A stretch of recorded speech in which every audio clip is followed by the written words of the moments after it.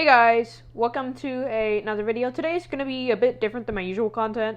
Usually I don't do this, but I know a lot of people have this problem, so I'm going to go ahead and tell you guys how to temporarily fix it until you can actually afford or, get another controller. This is a quick fix. It's an overnight fix, definitely. And this is definitely for serious breaks. So before we even get started, we're going to tell you how this happens. So around here, so especially in the right trigger, right here, if you go to my Xbox, you're going to see that I'm clicking the right trigger, yet nothing's happening. See, I just switched one. Unless I hold it down, it won't work, right? And some people might argue, well, if you're playing maybe a game like Call of Duty, you just have to hold down right trigger, or I've been saying right trigger the whole video, right bumper, to actually throw a frag, and that's fine, throw a frag, hold down the right bumper, but to me that is actually, bad, because for a lot of games, this game right here, for example, you have to actually use the bumpers to raise your arms. So how you can prevent this is sitting down on the controllers. My god, is that a big problem. Right here with this controller, I sat down on it like an idiot, and around here where all the buttons are, you're actually gonna get this thin wire where the right trigger is, and if you snap it or dent it at all, it's going to cause that problem that we all hate with the right trigger not working. See, the left one works perfectly. Now, this also happens with the black controller, right? Now that you know how to prevent it, well, obviously don't drop your controller or anything. Here's how you can fix a small problem, because I know a lot of you guys don't have a big problem.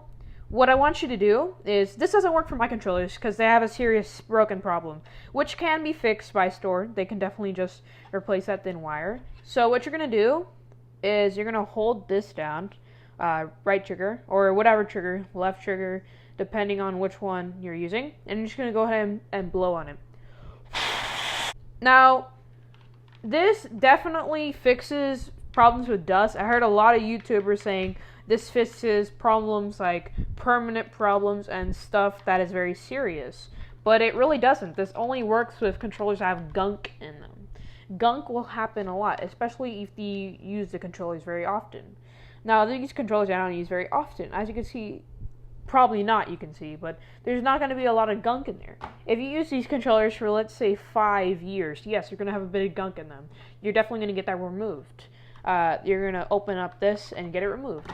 Now, real quick, I'm just going to say how you can temporarily fix it for about 3 days, 4 days, or so. So, this I found out by accident. Now, as you can see here, I have my wall here and a shelf here. So what I did with my white controller is I left it on the wall. I'll leave all my controllers up here, right? And I left a controller holding this back. So if I can just go over here to show you, you can see the right trigger is pushing against the wall, basically being clicked down. This is being held against the wall. Now that controller didn't actually have, at least this one didn't have the thin wire broken. It worked for the black one. Now the white one is a different story, but it's bent. It's not, it's not broken or snapped, which won't happen all the time. That's extreme serious cases. Now, for those cases, you're actually going to go ahead and want to get a new controller, which I know is expensive, or get it fixed, which in some cases can actually be cheaper than getting a new controller. So just keep it on your wall or anywhere. You could get your controller, I don't know, set it with a book or something, anything, right? And that'll be a good fix. Now remember, this only does work for a few days. Like if you see this controller, it is going to work just fine. And of course, these controllers, they're not going to work almost for nothing. Again, very big problem. But anyways, I hope this video definitely did help you out a bit with your controller problems. If you guys need it, comment down below, and I will post another video that will actually get into more extreme procedures where you have to actually open up your controllers. I'll definitely be doing that with my white one up here, as that one is probably, torn up a bit interior-wise. So yeah, goodbye guys. Hope this video helped you a bit, and see you next time in a gaming video, most likely, not a repair video. Hopefully, I'm only doing this because I know it's a serious problem.